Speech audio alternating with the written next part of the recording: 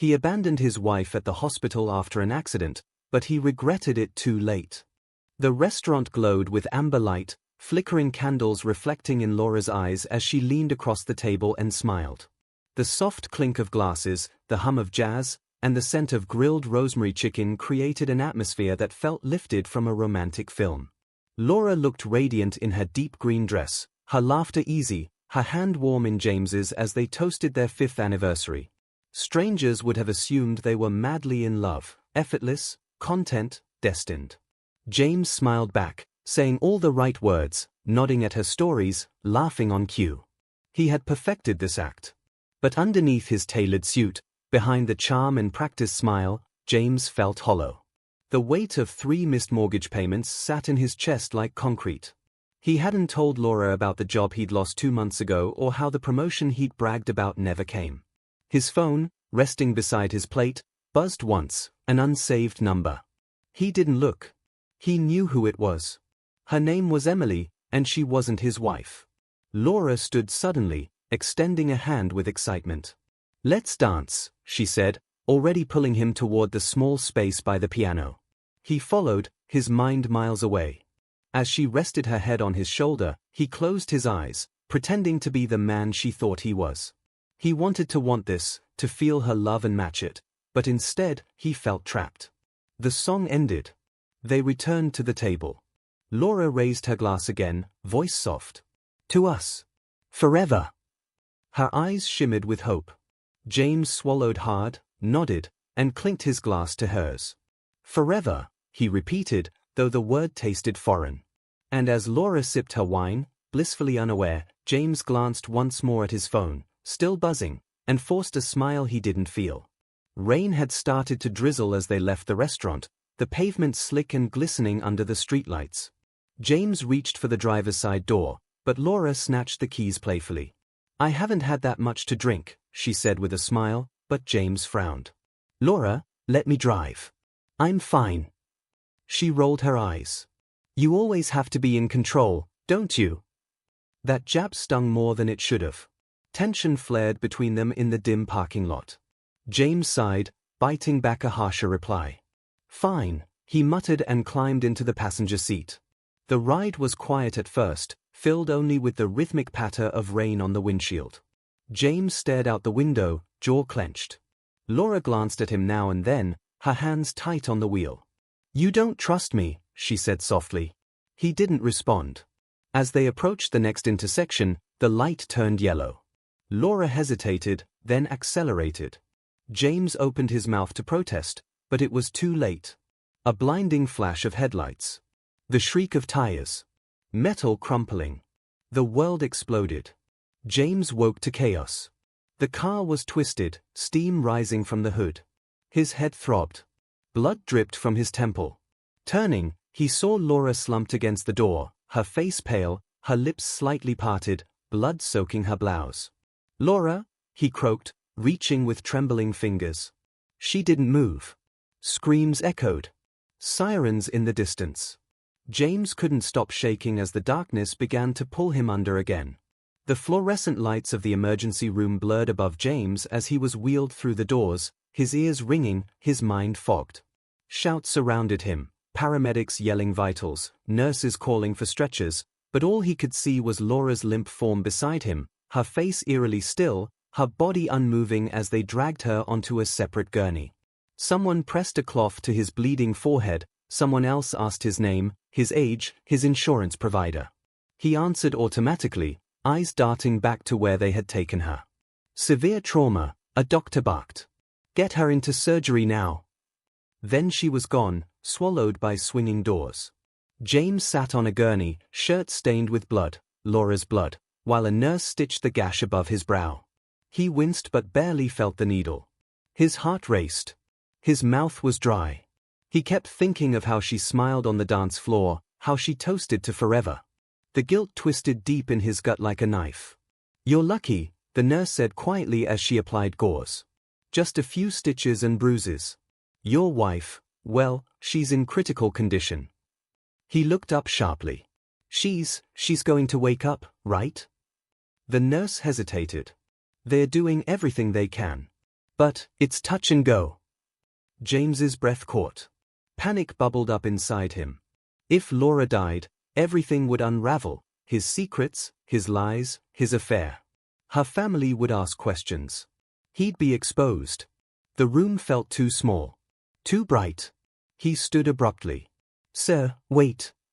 But he was already moving, out of the ER, down the hall, through the double doors, into the night.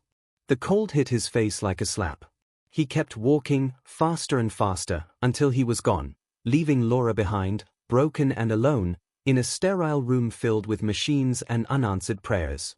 James drove without direction, the city lights fading behind him as the highway opened up into empty night. His hands gripped the wheel so tightly his knuckles turned white. Every time his phone lit up, he flinched. Dozens of missed calls. Laura's sister. Her mother. Unknown numbers. He turned the phone off and threw it into the glove compartment, heart pounding. The silence was worse somehow, but he couldn't bear to hear their voices. He checked into a cheap motel 2 towns over, paid in cash, and used a fake name. Every creak in the hallway made him jump.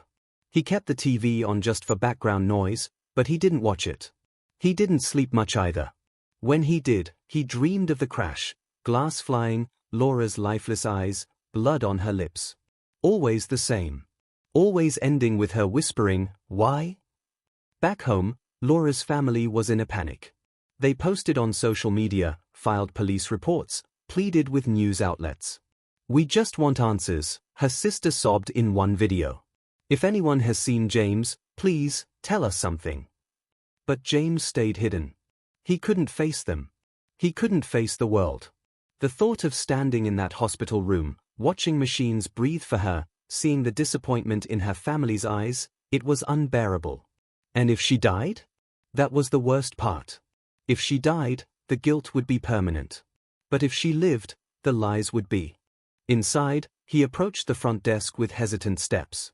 "I'm here to see Laura McKinley." The receptionist gave him a tight, polite smile. "She's not accepting visitors. Especially not from you." He didn't ask how she knew who he was. He just nodded, throat tightening, and stepped back into the cold air. Still, he returned the next day. And the day after. He left white lilies on the bench outside the main entrance with a small note, "I'm sorry." He waited hours, watching through the window, hoping for a glimpse of her. She never came. Eventually, he stopped bringing flowers and started writing letters instead. Long, handwritten confessions poured out in hotel rooms and coffee shops. He wrote about the accident, the fear, the shame, the way he ran because he couldn't face the mirror. He apologized again and again, signing each one with trembling hands. But he never mailed them. They sat in his bag, folded neatly, ink smudged from his fingertips. He couldn't send them, because some part of him knew she didn't need his words. She needed him not to exist in her world anymore. The auditorium was small, tucked inside a local community center, but the seats were full. James slipped into the back row, his heart hammering in his chest. The stage was simple, just a podium, a single mic, and a banner that read, "Healing Through Truth, a Night with Survivors." Then she stepped into view. Laura. James felt the air leave his lungs. She walked slowly but steadily, her limp barely noticeable. She wore a dark blue blazer, hair pinned back, no trace of fragility in her presence. The crowd applauded. She smiled, soft but unreadable, and began to speak. "I used to think survival was just waking up. Breathing. Getting through the day. But real survival," she said, her voice even, "is choosing to keep living after everything changes. Even when someone you trusted leaves you behind." James flinched. No names, again.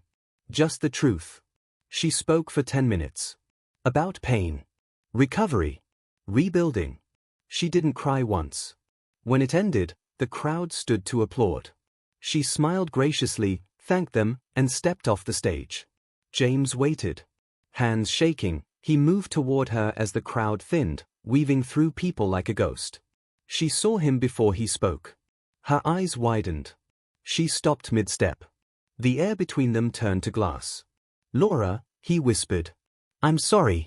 I was afraid. I was weak. Her hand cracked across his face so fast, so sharp, it stunned him silent.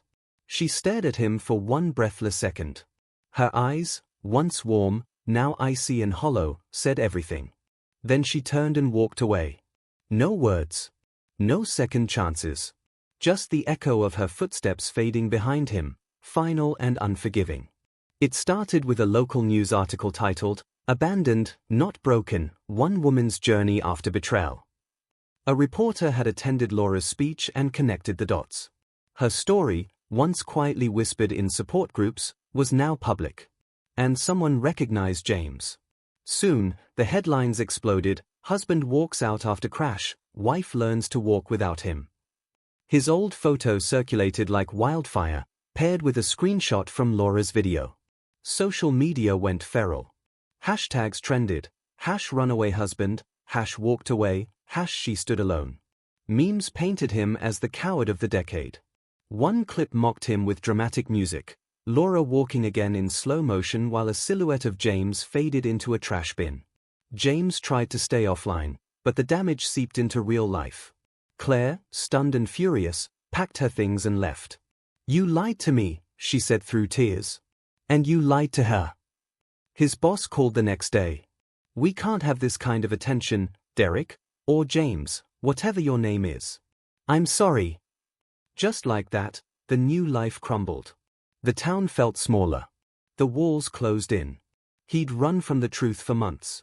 Now it had caught up, merciless, viral, and louder than any apology he could ever give. The apartment was silent as James sat at the small kitchen table, pen trembling in his hand. He stared at the blank page for what felt like hours before finally writing. He didn't hold anything back this time. He wrote about the fear that paralyzed him the night of the crash. About how cowardice disguised itself as logic, how shame grew louder than reason. He confessed to the lies, to the betrayal, to the selfishness that destroyed them both. He admitted he didn't deserve forgiveness, but he needed her to know he had never stopped thinking about her. "I don't expect anything," he wrote. "You don't owe me a reply, or even a glance. But I needed to say it, out loud, for once. I'm sorry, Laura. Truly." He signed it simply, James. That night, under cover of darkness, he slipped the letter into her mailbox. Then he walked away, not looking back. The envelope arrived without a return address. James stared at it for a long time before opening it, his fingers hesitant, heart pounding. Inside was a single sheet of paper, no greeting, no sign-off, just one clean sentence written in Laura's unmistakable handwriting. "I forgave you when I learned to walk again. But I will never forget." He read it once. Then again. The words were neither cruel nor kind, just final. Forgiveness, yes. But not reconciliation. Not absolution. She had already moved on, miles ahead of him, her healing no longer tethered to his remorse. He folded the note carefully and placed it in a drawer with the others, his unsent apologies, the weight of everything he should have done. It wasn't closure. Not really. But it was an answer. And it was all he would ever get. The breeze carried the scent of late spring as James walked the familiar block, hands in his pockets, head down. The rehab center stood unchanged, brick walls, white-framed windows, the same wooden bench he once left flowers on, long forgotten. But today, the sidewalk was crowded. A news van idled by the curb, and a small crowd had gathered around a setup of cameras and balloons. Curious, James paused just far enough to stay unseen. Then he saw her. Laura stepped out onto the center's front steps in a pale dress, her hair swept up, confidence radiating from every inch of her. Beside her stood a man holding her hand, a tall, quiet-looking man with a prosthetic leg and eyes fixed solely on her. The reporter's mic was raised, and someone announced her engagement. Applause rose. Camera shutters clicked. Laura beamed. It wasn't the smile James remembered. It was brighter, lighter, free. James felt something shift inside him, slow and painful. Regret curled in his chest, but it didn't choke him this time. Watching from the edge of the crowd, he allowed himself a smile, small, cracked, but real. He didn't move forward.